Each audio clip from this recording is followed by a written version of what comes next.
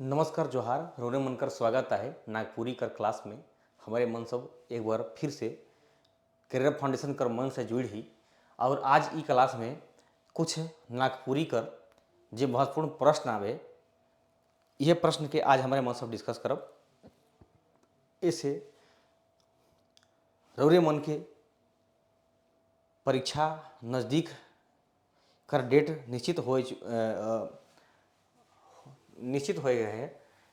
सेहले आज हमारे मन सब नागपुरी में ई बूस्टर डोज के जैसन ई प्रश्न के आज हमारे मन सब पूरा करब और देखब। जहाँ पर महत्वपूर्ण प्रश्न कर स्कोप बनी वहाँ हम डिस्कसो करब। तो रौरे मन सब कॉपी और पेन लेकर के बैठो जरा से नोट डाउन करे में आसानी हुई। तो पहल प्रश्न हमारे बीच में यह है कि कौन कवि कविता बनाए के सावन कर बरखा हाल के कहे के नहीं पारत रहें। कौन कवि कविता बना के कवि जो हैं वो कविता को बना करके सावन की जो बरखा है उसका हाल अपने शब्दों में व्यक्त नहीं कर पा रहे थे। ठीक है, डॉक्टर बीपी केसरी, डॉक्टर भुवनेश्वर अनुज जी, नईमुद्दीन मिर्दाहा या फिर आपका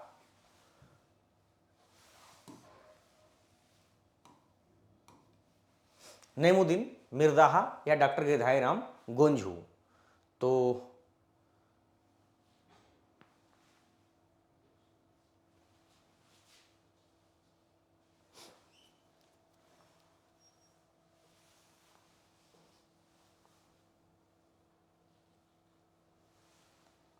एक सेकेंड,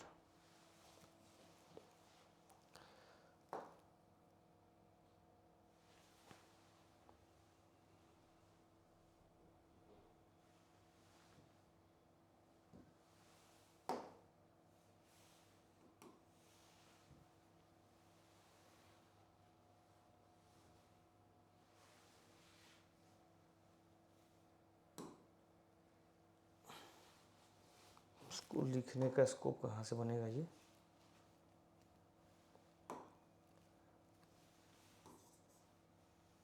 चलिए ठीक है,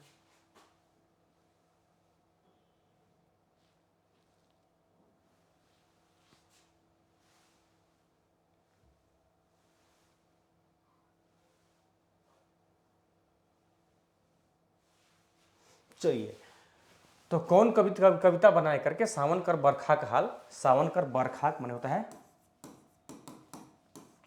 वर्षा का हाल, अपने शब्दों में व्यक्त नहीं कर पा रहे हैं। तो पहला ऑप्शन है डॉक्टर बीपी केसरी, दूसरा है भुवनेश्वर अनुज, तीसरा है नईमुद्दीन मिर्दाहा और चौथा है डॉक्टर गिरधारी राम गोंझू। तो इस प्रश्न का सही उत्तर होगा ऑप्शन नंबर सी, नईमुद्दीन मिर्दाहा जी। नईमुद्दीन मिर्दाहा इनको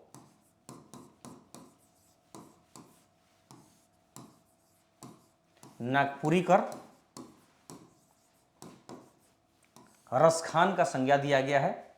रसखान इनका एक महत्वपूर्ण रचना है जिसका नाम है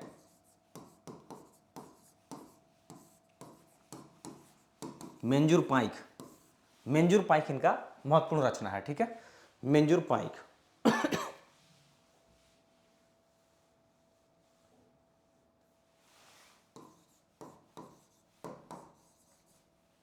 ठीक है, इस प्रकार से तो सावन घटा इनका रचना है नईमुद्दीन मिर्दाहा जी का, और नईमुद्दीन मिर्दाहा जी के ही उस सावन घटा के अंदर से प्रश्न है कि कौन कवि कविता बना करके बरखा के हाल को अपने शब्दों में व्यक्त नहीं कर पा रहे हैं।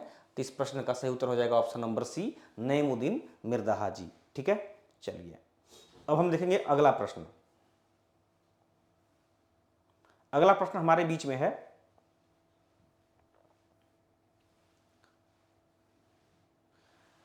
अगला प्रश्न है लेटर पीटर शब्द केकर विलोम शब्द है। लेटर पीटर शब्द, अब यहां पर ध्यान दीजिएगा कि यह शब्द है लेटर पीटर। ठीक है, लेटर पीटर शब्द, तो ये जो लेटर पीटर शब्द है वो किसका विलोम है। विलोम के माने होता है विपरीत, विपरीत शब्द, उल्टा शब्द इसको बोल सकते हैं, या उल्टा शब्द। किसका शब्द है, गुमनमुहा के, थुलथुल के या हुलहुल के। तो इस प्रश्न का सही उत्तर हो जाएगा ऑप्शन नंबर सी, थुलथुल। लेटर पीटर के मतलब होता है दुबला पतला,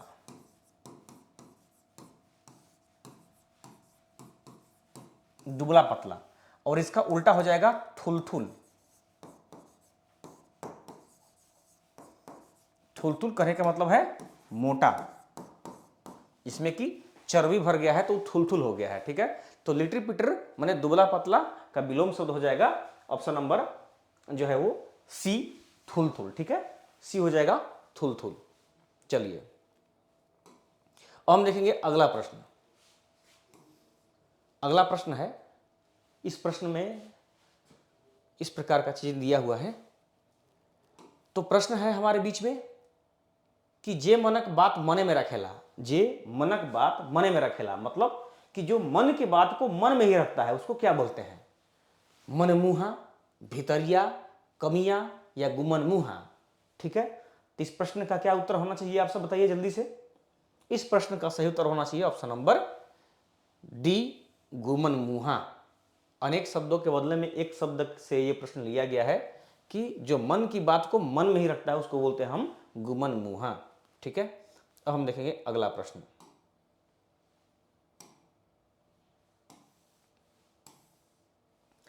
अगला प्रश्न है, जेकर स्वाद पानी जैसन लागेला, जेकर स्वाद पानी जैसन लागेला उसको क्या बोलेंगे?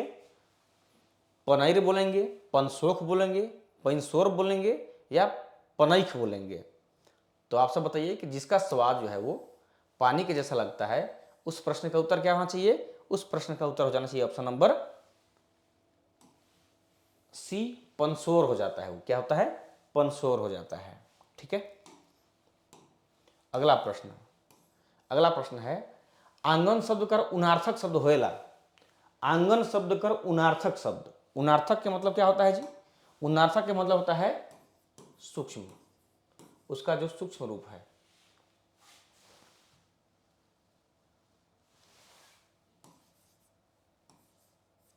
उसका जो है वो सूक्ष्म रूप क्या होगा?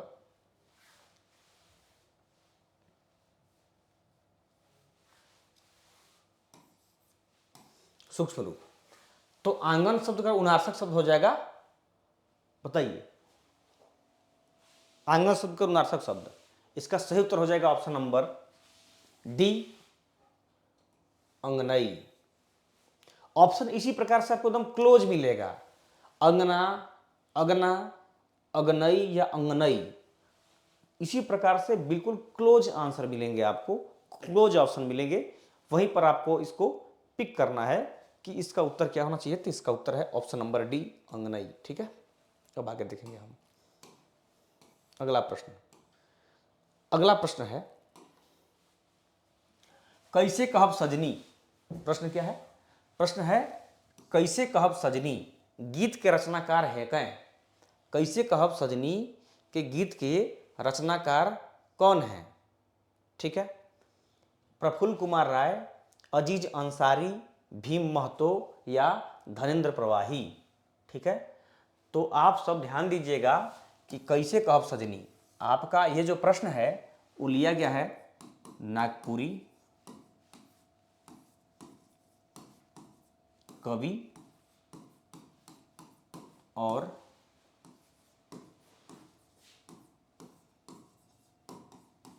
उनके काव्य से। नागपुरी कवि और उनके काव्य से यह प्रश्न उठाया गया है कि कैसे कहब सजनी जो है एक गीत है, वो उस गीत के रचनाकार कौन है। तो इस प्रश्न का सही उत्तर हो जाएगा option number A, Prafulla Kumar Rai. इस प्रश्न का सही उत्तर क्या हो जाएंगे? Option number A, Prafulla Kumar Rai. ठीक है, इनका कौन कौन कौन गीत नागपुरी कवि और उनके काव्य में छपा हुआ है? तो एक है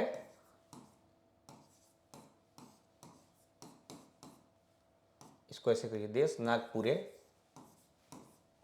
देश नागपुरे हो गया, फिर हो गया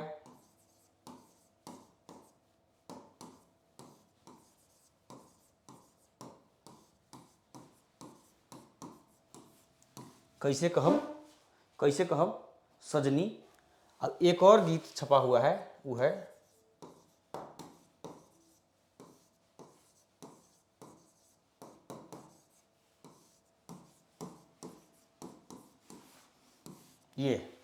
ये प्रफुल्ल कुमार राय का नागपुरी कवि और उनके काव्य में 3 गीत छपा हुआ है। देश नागपुरे, कैसे कहब सजनी और कड़की उठलें तरवारी।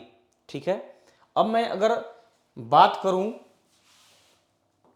कड़की उठलें तरवारी की, अगर मैं बात करूं कड़की उठलें तरवारी की, तो ये जो गीत है कड़की उठलें तरवारी, इस गीत का महत्व जो है बहुत ज़्यादा है। यही चीज़ हमको इनका प्रफुल्ल कुमार राय का पढ़ना है और यही गीत का जो है संकलन आपको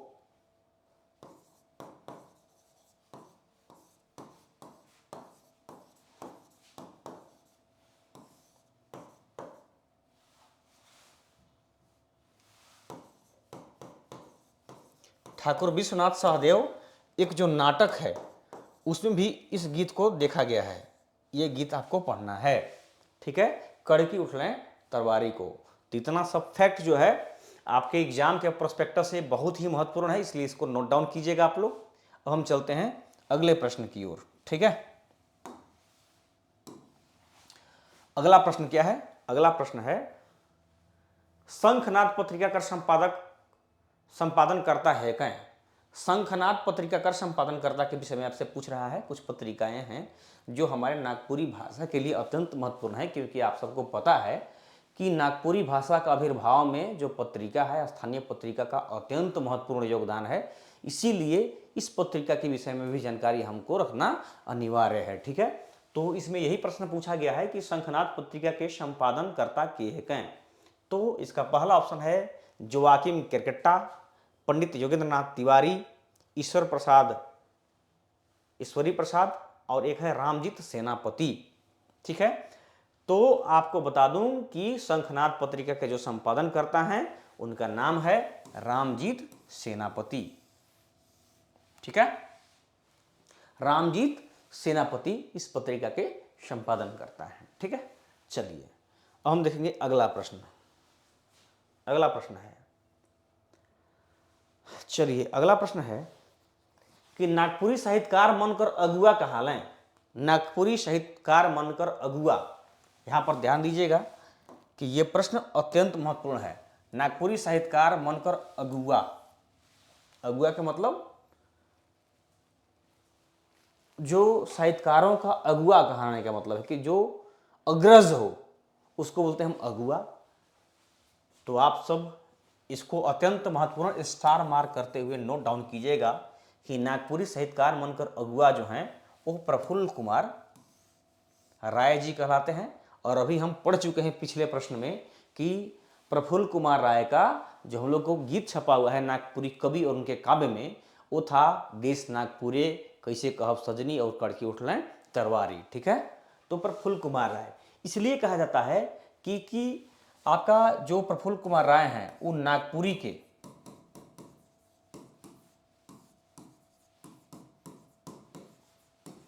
के प्रथम ये उपन्यास भी लिखे थे जिसका नाम है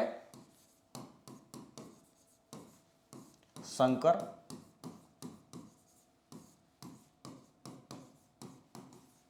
गोटे की जिंदगी।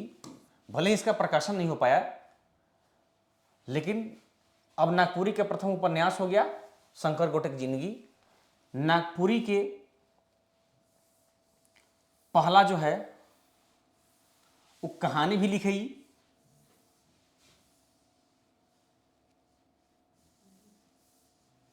पहले कहानीकार भी है,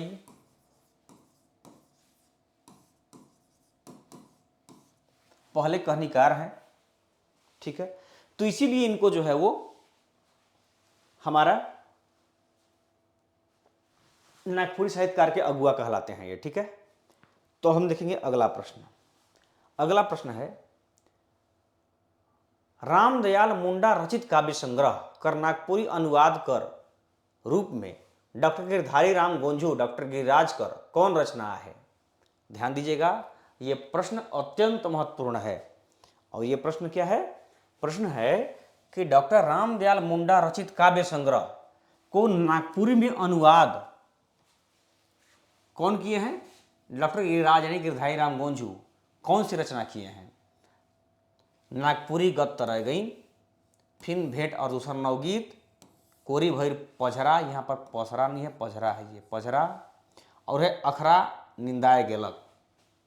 ठीक है, तो आप सबकी जानकारी के विषय में मैं स्पष्ट कर दूं कि रामदयाल मुंडा का जो काव्य संग्रह था उसको नागपुरी में अनुवाद जो किए थे, उनका जो रचना है उसका नाम है फिन भेंट और दूसर नवगीत नव, ठीक है। फिन भेंट और दूसर नवगीत दिया हुआ है, ठीक है ना। चलिए, गैधाई गोंझू का फिन भेंट और दूसर नवगीत। नागपुरी गद्य तराइगन इनका पहला उपन्यास है,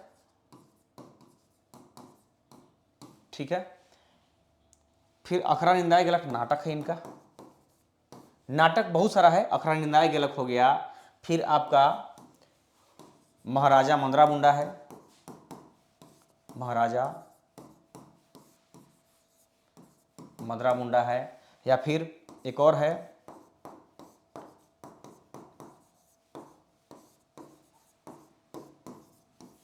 हीरा नागपुर कर हीरा है, ठीक है।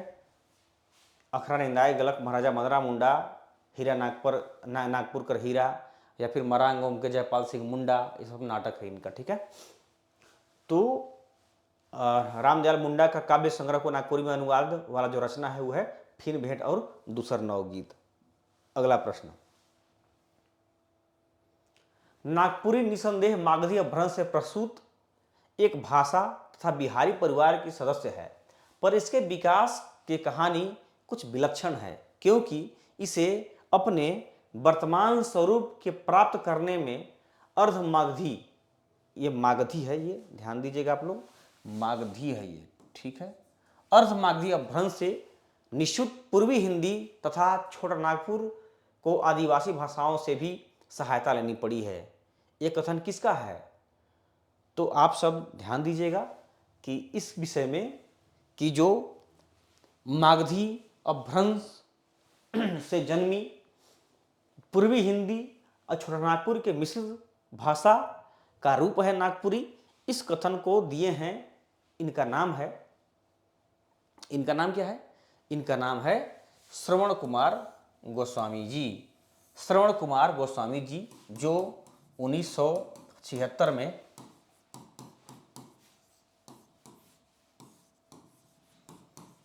नागपुरी भाषा का रचना किए हैं, 1976 में नागपुरी भाषा का रचना किए हैं श्रवण कुमार गोस्वामी जी। और मैं आपको बता दूं कि श्रवण कुमार गोस्वामी जी को नागपुरी भाषा को स्वतंत्र भाषा के रूप में दर्जा दिलाने में अतुलनीय योगदान है, ठीक है। चलिए अगला प्रश्न,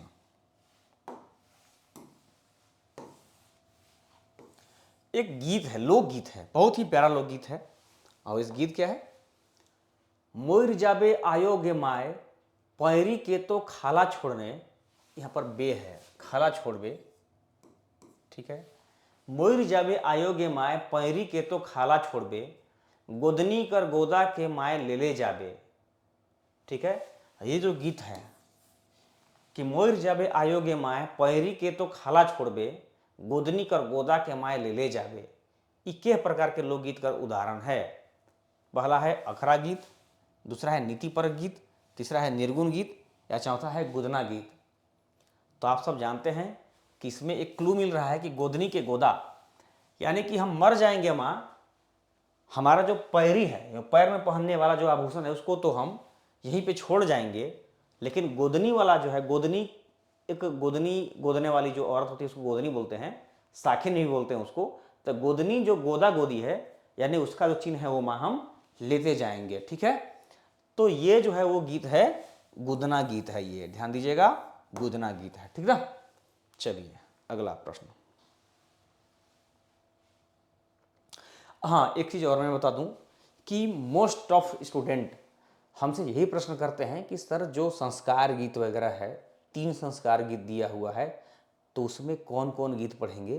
तो मैं आपको क्लियर कर देता हूं कि उसमें जो भी गीत है, विवाह संस्कार गीत है, जन्म संस्कार गीत है, जनेऊ है, या फिर गौना का है, लियावन गीत है, पनकाटन है, जो भी परंपरागत गीत है, जो भी संस्कार संबंधी गीत है, आप सब पढ़िएगा, उसी में से 3 पढ़ना है आपको, ठीक है।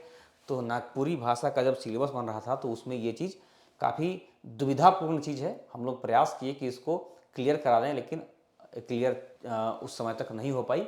तो आप लोग इस सब चीज़ को अच्छे से तैयारी कीजिएगा, ठीक है। तो हम देखेंगे अब अगला प्रश्न। अगला प्रश्न हमारे बीच में है कि नागपुरी लोकगीत नागपुरी भाषी समुदाय कर जीवन से जुड़ल हैं। ये गीत मन नागपुरी क्षेत्र कर सामाजिक जीवन कर विशेष विशेष अवसर और अनुष्ठान मन विशेष विशेष वर्ण कर गीत मन में जन्म दे हैं। कहने का मतलब है कि नागपुरी जो लोकगीत है वो उसके जो भाषा समुदाय के जीवन से जुड़ा हुआ चीज़ है, और ये गीत जो है नागपुरी क्षेत्र की सामाजिक जीवन की विशेष विशेष अवसर अनुष्ठान और तरह तरह के गीत को जन्म दिया है ये सब चीज़। तो ये कथन जो है वो कौन विद्वान दिए हैं, बस इसको हमको बताने की ज़रूरत है कि ये कथन कौन विद्वान दिए हैं। ठीक है, जिसमें कि पहला ऑप्शन है डॉक्टर बीपी केसरी, दूसरा है डॉक्टर भुवनेश्वर अनुज, तीसरा है त्रिवेणीनाथ साहू और चौथा है डॉक्टर कलावती ओहदार। तो फिर से एक बार देख लीजिएगा प्रश्न है कि नागपुरी लोकगीत नागपुरी भाषी समुदाय कर जीवन से जुड़ल है।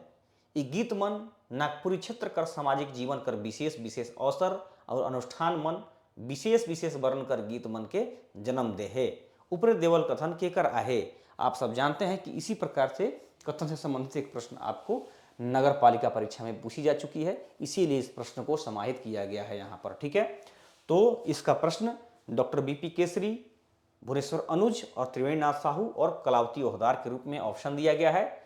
तो इस प्रश्न का सही उत्तर हो जाएगा option number D, Kalavati Ohdar. ठीक है, कलावती ओहदार। ठीक है, चलिए अब हम देखेंगे अगला प्रश्न। अगला प्रश्न क्या है? प्रश्न है कि श्री हरि चक्रधारी गीत रचना कौन गीतकार कर गीता है। अब यहां पर फिर से आपके बीच में प्रश्न मिल गया। क्या मिला है प्रश्न मिला है कि श्री हरि चक्रधारी ये जो गीत है वो किस गीतकार की गीत है। पहला ऑप्शन है कवि कंचन के विषय में बता दूं कि इनका एक नाम है चुन्नीराम दुबे। ठीक है, कवि कंचन, हनुमान सिंह, बरजूराम या घासीराम। ठीक है, बताइए आप लोग। तो श्री हरि चक्रधारी जो गीत है वो आपका बरजूराम जी का गीत है। ठीक है, बरजूराम जी का गीत है। दो गीत हमको पढ़ना है बरजूराम का। एक तो है श्री हरि चक्रधारी और एक है छाड़ू कपट माया। छाड़ू कपट माया, ये दो गीत हमको पढ़ने की जरूरत है बरजूराम का। ठीक है, तो श्री हरि चक्रधारी और छाड़ू कपट माया बरजूराम जी का रचना है। अगला प्रश्न है नईमुद्दीन मिर्दाहा कर गीत रचना देवल मसे कौन नख है। ठीक है, ध्यान दीजिएगा आप लोग। प्रश्न क्या है? प्रश्न है कि नईमुद्दीन मिर्दाहा कर गीत रचना देवल मसे कौन नख है। तो आप सब की जानकारी के लिए मैं बता दूं कि नईमुद्दीन मिर्दाहा का जो गीत रचना है तो कौन कौन है। एक है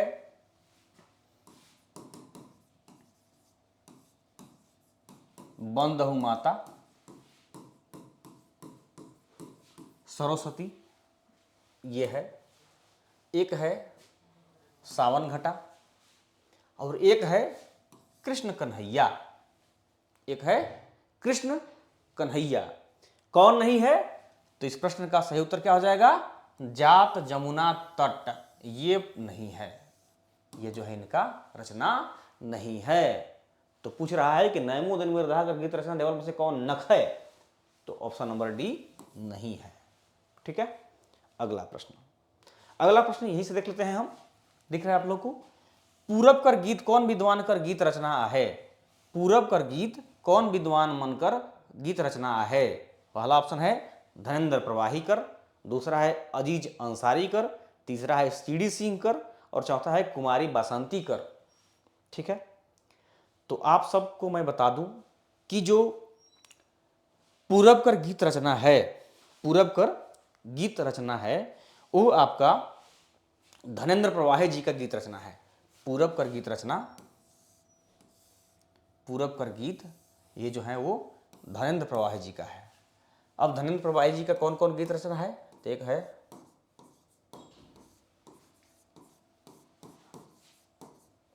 पूरब कर, एक पूरब कर गीत है, ठीक है। दूसरा है गजल है, गजल है। और तीसरा है जो आप सब जानते हैं तुलसी और कैक्टस, तुलसी और कैक्टस है। ये तीन रचना है धनेंद्र प्रवाही जी का जो हमको पढ़ने की जरूरत है, पूरब कर गीत, गजल और तुलसी और कैक्टस, ठीक है। तो पूरब कर गीत किसका रचना है, धनेंद्र प्रवाही जी का है। अब हम देखेंगे अगला प्रश्न। अब देखिए अगला प्रश्न है, उसी बीच में है प्रश्न आपका, घरे न खाए पिया, घरे न खाए पिया, घरे न खाए पिया केकर गीत रचना है जी, घरे न खाए पिया किसका गीत रचना है,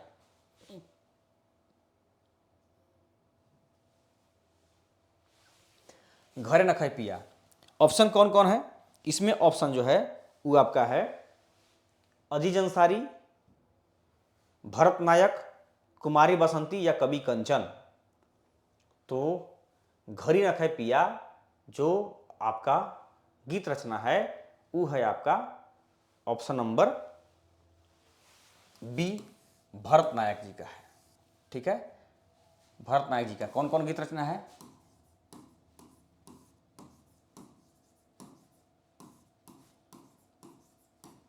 घरे न खाए पिया, ठीक है, घरे न खाए पिया।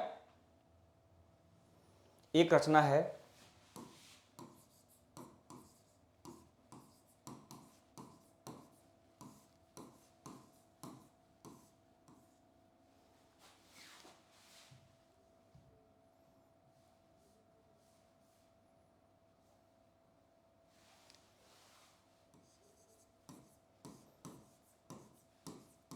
भाई बहन हित बने, ठीक है। एक रचना आप लोग सब जानते हैं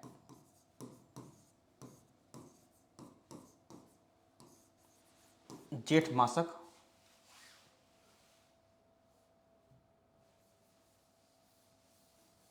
वो रचना है कौन, जेठ मासक अति, ये रचना है। और एक और रचना है जो बहुत ही ज्यादा महत्वपूर्ण है, यह है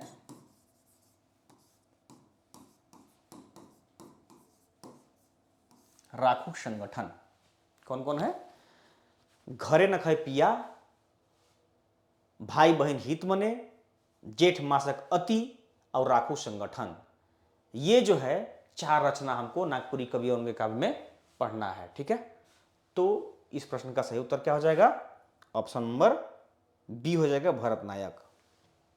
प्रश्न क्या था, प्रश्न था घरे न खाए पिया किसका रचना है, तो भरत नायक जी का है। अगला प्रश्न क्या है देख लीजिए आप लोग।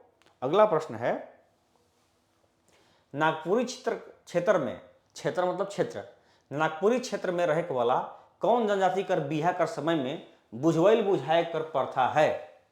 प्रश्न है कि कौन सा ऐसा जनजाति है हमारे नागपुरी भाषा क्षेत्र में जिसमें उसके विवाह के संबंध, विवाह के समय में जो बुझौल है उसमें बुझाने की परंपरा है। तो इस प्रश्न का सही उत्तर हो जाएगा ऑप्शन नंबर सी, बिरहोर जनजाति में, ठीक है, बिरहोर जनजाति में। अगला प्रश्न है नागपुरी कर पहला आधुनिक कहनी, पहला आधुनिक कहनी कौन पत्रिका में छप रहे, झारखंड में, आदिवासी में, नागपुरी में या जय झारखंड में। तो इस प्रश्न का सही उत्तर क्या हो जाएगा, ऑप्शन नंबर बी, आदिवासी पत्रिका में, ठीक है, आदिवासी पत्रिका में। अगला प्रश्न,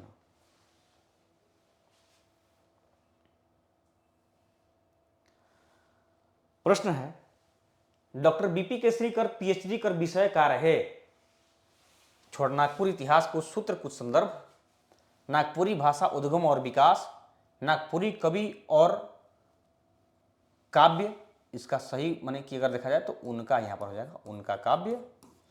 और नागपुरी गीतों में श्रृंगार रस। तो नागपुरी में जो डॉक्टर बीपी केसरी हैं उनका पीएचडी का विषय जो था वो था ऑप्शन नंबर डी, नागपुरी गीतों में श्रृंगार रस। नागपुरी गीतों में श्रृंगार रस डॉक्टर बीपी केसरी में पीएचडी का विषय था। ठीक है, सब कुछ क्लियर है, ठीक ना। चलिए, बहुत बढ़िया। अब अगला प्रश्न क्या है, कंगन और चूड़ी किस प्रकार का कथा है। कंगन और चूड़ी किस प्रकार की कथा है, बताइए। कंगन और चूड़ी किस प्रकार की कथा है, नीति कथा, सामाजिक कथा, प्रेमात्मक कथा या मनोरंजन संबंधी कथा। तो इसका सही उत्तर क्या हो जाएगा, कंगन और चूड़ी जो है वो आपका प्रेमात्मक कथा है। ऑप्शन नंबर सी प्रेमात्मक कथा है। ठीक है, चलिए अगला प्रश्न जानते हैं। कथा जो है वो, हालांकि इसमें प्रश्न में हम बता देंगे आपको, आगे प्रश्न सेलेक्ट किए हैं नागपुरी में जो लोक कथा है उसके विषय में, तो इसीलिए अभी हम सब उसका यहाँ पर डिटेल नहीं बताएंगे। देखिए अगला प्रश्न मिल ही गया। अगला प्रश्न है आपके बीच में कि नागपुरी में लोक कथा के कई भाग में बांटल गई है। ध्यान दीजिएगा, नागपुरी में लोक कथा को कितने भागों में बांटा गया है, 5 भाग में, 6 भाग में, 3 भाग में या 7 भाग में, बताइए आप सब। इसका उत्तर क्या हो जाएगा, ऑप्शन नंबर डी 7 भाग में बांटा गया है। कौन कौन भाग में, एक है अनुष्ठानिक लोक कथा, दूसरा है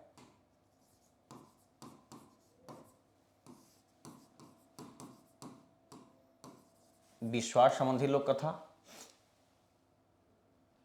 तीसरा है प्रेमात्मक लोक कथा, चौथा है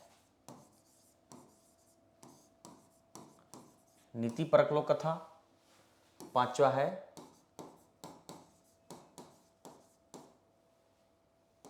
सामाजिक लोक कथा।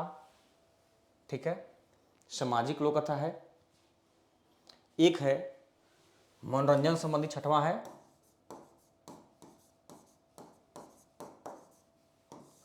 मनोरंजन संबंधी लोक कथा है। और एक लास्ट है, उसका ऑप्शन हो जाएगा बाल कथा।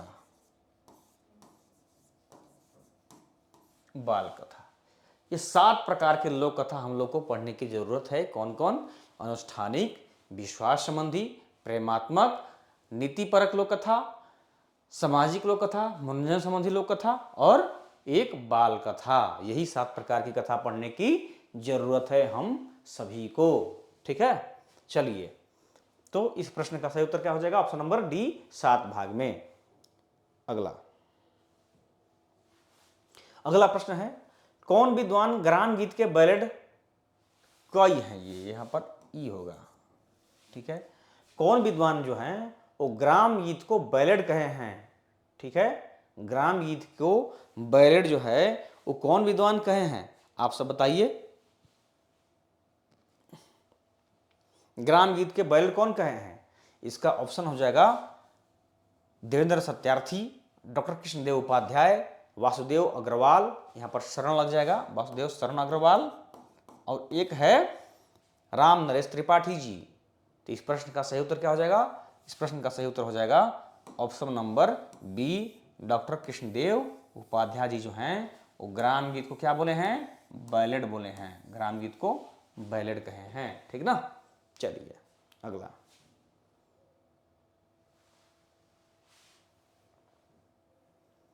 अगला प्रश्न है आपके बीच में। प्रश्न है, श्री भालेराव लोकगीत को कई भाग में बांटे हैं।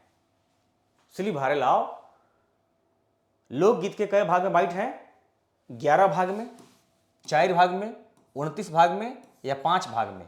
बताइए आप सब कि जो भालेराव हैं, भालेराव वो ग्राम गीत को और लोकगीत को कई भाग में बांटे हैं। तो इस प्रश्न का सही उत्तर हो जाएगा ऑप्शन नंबर बी, 4 भाग में। ठीक है, 4 भाग में।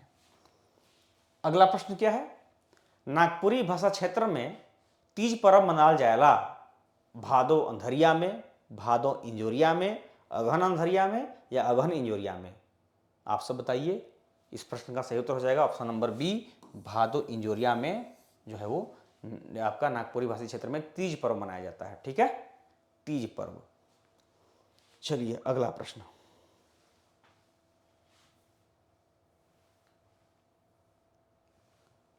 अगला प्रश्न है, ठोसा नाम पर आभूषण कहाँ पिंधल जाएला? ठोसा जो आभूषण है, ये ठोसा जो आभूषण है, ठीक है, ये कहाँ पहना जाता है? कान में, बाजू में, यहाँ पर बाजू है, बाजू। राइटिंग यार ये हमको ये ना ये बोर्ड पे अच्छे से नहीं बन पाता है, तो सब ध्यान दीजिएगा। बाजू में, गला में या नाक में? कान में, बाजू में, गला में या नाक में? क्या होगा? इस प्रश्न का सही उत्तर हो जाएगा ऑप्शन नंबर सी, गला में ठोसा पहना जाता है।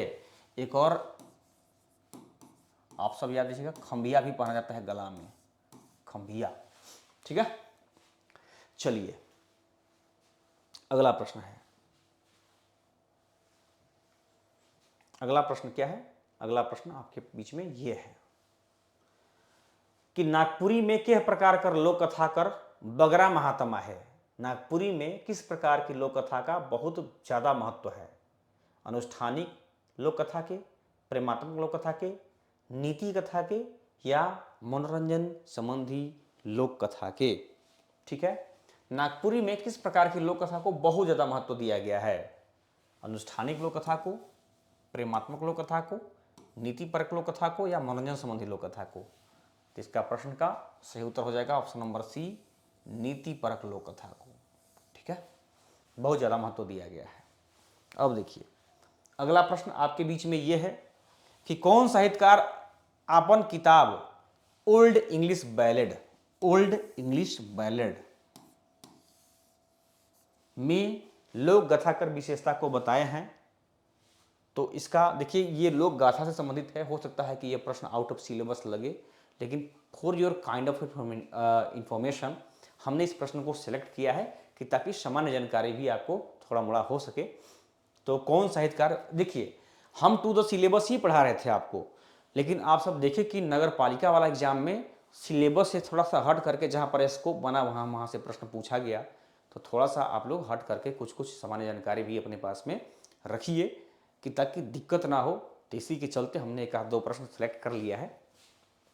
तो कौन साहित्यकार अपना किताब ओल्ड इंग्लिश बैलेड्स में लोक गाथा कर विशेषता को बताए हैं? तो इस प्रश्न का सही उत्तर हो जाएगा ऑप्शन नंबर डी, एम.बी. गाम्बियार जी। ठीक है, एम.बी. गाम्बियार जी। अगला प्रश्न,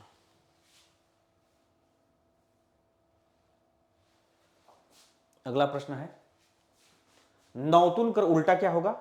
नौतुन कर उल्टा, नौतुन माने होता है नवीन चीज, नवीन चीज, इसका उल्टा क्या हो जाएगा? बूढ़ा। ठीक है, नागपुरी गीत पर पहिल शोध के कर हैं? बहुत महत्वपूर्ण प्रश्न है। केरोल बॉबी रॉकी, यशोदा देवी, मेनका जॉर्डन या कुमारी बासंती? तो आप सब इनको बहुत भली भांति जानते होंगे। इस प्रश्न का सही उत्तर हो जाएगा option number C, Menka Jordan ji की हैं। ठीक है, मेनका जॉर्डन जी की हैं। अगला प्रश्न, नागपुरी में पहिल महाकाव्य रचयिता के हैं? नागपुरी कर पहिल महाकाव्य का रचयिता धनीराम बख्शी, घासीराम, सरदा प्रसाद शर्मा उर्फ रश्मि या मृत्युंजय नाथ शर्मा? तो इस प्रश्न का सही उत्तर हो जाएगा ऑप्शन नंबर डी, मृत्युंजय नाथ शर्मा। और इनका जो महाकाव्य है वो है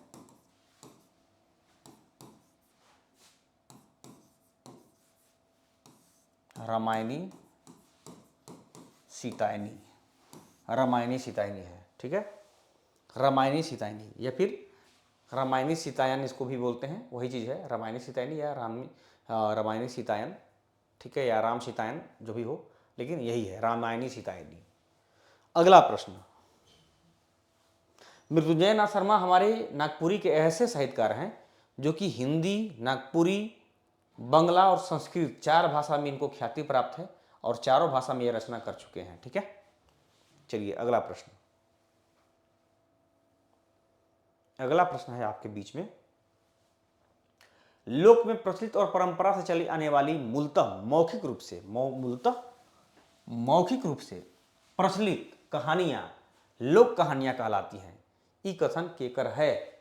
ध्यान दीजिएगा आप लोग, कहा जा रहा है कि लोक में प्रचलित और परंपरा से चली आने वाली मूलतः मौखिक रूप से प्रचलित कहानियां लोक कहानियां कहलाती हैं।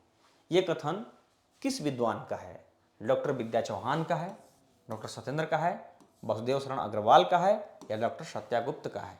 आप सब क्लियर कीजिए इसको। ठीक है, इस प्रश्न का सही उत्तर हो जाएंगे option number B, doctor Satyendra ji का है ये। ठीक है, जब ही बात मौखिक रूप से मूलतः मौखिक रूप से प्रचलित आई, तुरंत डॉक्टर सत्येंद्र को आप टिक कीजिए, डॉक्टर सत्येंद्र को आप लोग टिक कीजिए। ठीक है, अगला प्रश्न। अगला प्रश्न है, भारत महोत्सव रूस में, कहां पे? रूस में पैका नृत्य के कौन नृत्यकार प्रदर्शित कर रहे हैं? रामदयाल मुंडा, मुकुंद नायक, पांडे दुर्गानाथ राय या शिवशंकर महली? ठीक है, तो इसका उत्तर हो जाएगा ऑप्शन नंबर ए, रामदयाल मुंडा जी। रामदयाल जी किए थे। ठीक है, पद्मश्री रामदयाल मुंडा जी पैका नृत्य को रूस में प्रदर्शित किए थे। अब एक अंतिम प्रश्न आपके बीच में इस प्रकार है कि कौन नृत्य में पूरक स्वर कीरे, नीरे, सोना, बोचू, रैलो, सालो है? यहां पर सालो, मैना जैसा शब्द कर प्रयोग होएला।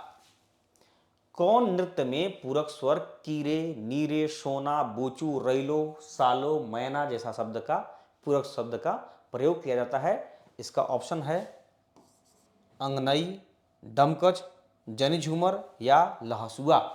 तो इस प्रश्न का सही उत्तर हो जाएगा ऑप्शन नंबर बी, डमकच में। ठीक है, डमकच में। तो आप सब निश्चित रूप से इस सेशन में बहुत सारे प्रश्न को नोट डाउन किए होंगे, कुछ एक्स्ट्रा प्रश्न की जानकारी भी आप सबको मिली होगी। तो आप सब इसी प्रकार से तैयारी करते रहें।